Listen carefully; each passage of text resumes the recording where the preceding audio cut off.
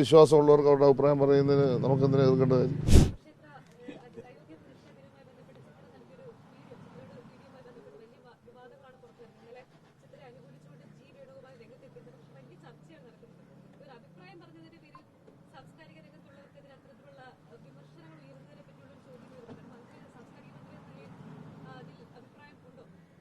അവിടെ രാമക്ഷേത്രം പണിയാനായിട്ട് സുപ്രീം കോടതി അനുവാദം കൊടുത്താൽ അതിൽ വിശ്വാസമുള്ളവർക്ക് അവരുടെ അഭിപ്രായം പറയുന്നതിന് നമുക്കെന്തിനാ എതിർക്കേണ്ട കാര്യം? അവരവരുടെ വിശ്വാസത്തിൻ്റെ ഭാഗമായി അഭിപ്രായം പറയും. വിശ്വാസമുള്ളവർക്ക് അവിടെ പോകാം, വിശ്വാസം ഇല്ലെങ്കിൽ പോകണ്ട. ഞങ്ങളെന്തിനാണ് തടസ്സപ്പെടുന്നത്? രാജ്യത്തൊരു ക്ഷേത്രം പണിയാൻ സുപ്രീം കോടതി പറഞ്ഞു കഴിഞ്ഞല്ലോ. പിന്നെ ആ ക്ഷേത്രം പണിയുന്ന സ്ഥലത്തെ സംബന്ധിച്ച് നേരത്തെ ഉണ്ടായിരുന്ന ബാബരി മസ്ജിദ് പള്ളി പൊളിച്ചതുമായി ബന്ധപ്പെട്ടാണല്ലോ തർക്കം. അതിൻ്റെ രാഷ്ട്രീയ പ്രശ്നങ്ങൾ, നിലപാടുകൾ ഞങ്ങൾ രാഷ്ട്രീയമായി പറഞ്ഞിട്ടുണ്ട്. ഇപ്പോൾ ഉള്ളതിൽ വിവാദമാകേണ്ട പ്രശ്നമൊന്നും ആ കാര്യത്തുണ്ടെന്ന് എനിക്ക് തോന്നുന്നില്ല. ഇല്ല, അത് ഞാൻ പറഞ്ഞല്ലോ. അതൊന്നും വിവാദമാക്കേണ്ട പ്രശ്നം നമ്മുടെ മുമ്പിൽ.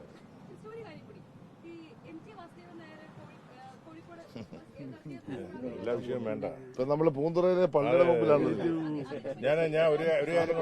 ബഹുമാനപ്പെട്ട MLA സംസാരിക്കും. ഒരു കാര്യം കൂടെ പറയട്ടെ.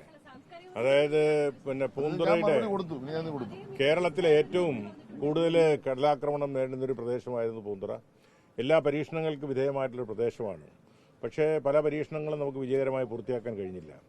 ഈ കടലിൽ കല്ലടിച്ചാണ് സാധാരണഗതിയിൽ നമ്മുടെ കടലാക്രമണം തടയാൻ ശ്രമിച്ചുകൊണ്ടിരുന്നത്. പക്ഷേ അതുമൂലം ഉണ്ടാകുന്ന ബുദ്ധിമുട്ട് മത്സ്യത്തൊഴിലാളികൾക്ക് മത്സ്യബന്ധനം നടത്താൻ കഴിയില്ല. പുലിമുട്ടടിക്കുന്നത് മൂലം അത് കടലാക്രമണ സമയത്ത് അത് തകരുന്നു. അപ്പോൾ ഇതിനെല്ലാം ഒരു പ്രതിവിധി എന്ന നിലയ്ക്ക് ശാസ്ത്രീയമായി പഠിച്ചതിൻ്റെ അടിസ്ഥാനത്തിലാണ് ജിയോ ട്യൂബിൻ്റെ പരീക്ഷണം ഇവിടെ ഈ ഗവൺമെൻറ് അധികാരത്തിൽ വന്നതിന് ശേഷം, ബഹുമാനപ്പെട്ട സജി ചെറിയാൻ മന്ത്രി അധികാരം ഏറ്റെടുത്തതിന് ശേഷമാണ് ഈ പ്രോജക്റ്റ് എക്സിക്യൂഷൻ ആരംഭിച്ചത്. ആദ്യം നമ്മൾ 100 മീറ്റർ പരീക്ഷിച്ചു, അത് വിജയകരമാണെന്ന് കണ്ടുകൊണ്ടാണ് ബാക്കി നമ്മളിപ്പോൾ 500 മീറ്ററിൽ നമ്മുടെ ഈ ജിയോ ട്യൂബ് ഇടാൻ. അങ്ങനെ വരുമ്പോൾ അതിൻ്റെ ഒരു എഫക്റ്റ് 1 കിലോമീറ്ററാണ്. അപ്പോൾ അത് ഈ സീസണിൽ തന്നെ പൂർത്തിയാക്കാനുള്ള ഊർജിതമായ ഒരു പ്രവർത്തനമാണ് ഇപ്പോൾ നടന്നുകൊണ്ടിരിക്കുന്നത്. വലിയ ബാർജുകൾ കൊണ്ടുവന്നിട്ടുണ്ട്, നല്ല എക്സ്പേർട്ടായിട്ടുള്ള ജീവനക്കാരും ഉണ്ട് ഇവിടെ. അതോടൊപ്പം തന്നെ പൂന്തുറയുടെ കടലാക്രമണം തടയുന്നതിന് ഈ 1 കിലോമീറ്റർ ദൈർഘ്യമുള്ള സ്ഥലത്ത് ഇട്ടിരിക്കുന്ന പുലിമുട്ടുകൾ നമ്മുടെ സ്ട്രെങ്തൻ ചെയ്യുന്നതിൻ്റെ ഭാഗമായിട്ട് 15 കോടി രൂപ സംസ്ഥാന ഗവൺമെൻറ് അനുവദിച്ചിട്ടുണ്ട്. അതിന് ടെക്നിക്കൽ സാങ്ഷനായി ഈ മാസം തന്നെ ടെൻഡർ ചെയ്യുന്നതാണ്. അത് നമ്മുടെ ടെട്രോപാഡ് ഉപയോഗിച്ചാണ് അതിനെ സ്ട്രെങ്തൻ ചെയ്യാൻ പോകുന്നത്. അപ്പോൾ അതും കൂടെ വരുന്നതോടുകൂടി എന്തായാലും പൂന്തുറയുടെ ഈ 1-1.5 കിലോമീറ്റർ ദൈർഘ്യമുള്ള പ്രദേശത്തെ കടലാക്രമണം പൂർണ്ണമായി നമുക്ക് അതിജീവിക്കാൻ കഴിയും. ഏതായാലും ഈ ജിയോ ട്യൂബ് പരീക്ഷണമാണ് ഇപ്പോൾ കേരളത്തിൽ ആദ്യമായിട്ട് ഇവിടെയാണ് പരീക്ഷിക്കുന്നത്. മന്ത്രി പറഞ്ഞ പോലെ ഇത് വിജയിച്ചാൽ നമുക്ക് ശംഖുവും വരെ ചെയ്യാനുള്ള പണം അനുവദിച്ചിട്ടുണ്ട് കിഫ്ബി. അപ്പോൾ അത് വിജയിച്ചാൽ കേരളം മുഴുവൻ നമുക്ക് യാഥാർത്ഥ്യമാക്കാൻ കഴിയും. ഏതായാലും മന്ത്രി നേരിട്ട് തന്നെയാണ് ഇവിടെ വന്ന് സന്ദർശനം നടത്തി അതിൻ്റെ പ്രവർത്തനങ്ങൾ വിലയിരുത്തിയിട്ടുണ്ട്. പ്രധാനപ്പെട്ട ഉദ്യോഗസ്ഥന്മാരെല്ലാം ഉണ്ട്. സമയബന്ധിതമായി ഇത് പൂർത്തിയാക്കാൻ അത് കൂടുതൽ കരുത്ത് പകരും. ഏതായാലും ജനങ്ങൾ പൂർണ്ണമായിട്ട് സഹകരിക്കുന്നുണ്ട്. ബഹുമാനപ്പെട്ട വികാരിച്ചൻ ഫാദർ ഡാർവിൻ ഉൾപ്പെടെ, കൗൺസിലർ മായ ഉൾപ്പെടെയുള്ള ആളുകളുടെ നാട്ടുകാരുടെ പൂർണ്ണമായ സഹകരണമുണ്ട്. അതുകൊണ്ട് ഈ പരീക്ഷണം അടുത്തൊരു 3-4 മാസത്തിനുള്ളിൽ പൂർത്തിയാക്കി വിജയകരമായി കഴിഞ്ഞാൽ പൂന്തുറയെ നമ്മുടെ കടലാക്രമണ ഭീഷണിയിൽ നിന്നും പൂർണ്ണമായിട്ട് അതിജീവിക്കാൻ കഴിയും. മത്സ്യത്തൊഴിലാളികൾക്ക് അത് ഏറെ ഗുണപ്രദമാവുക.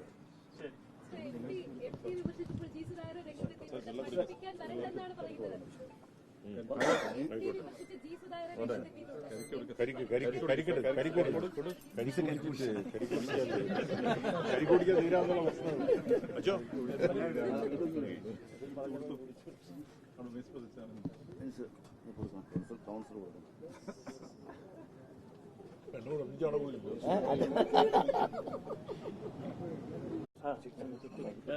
നമ്മളിപ്പോ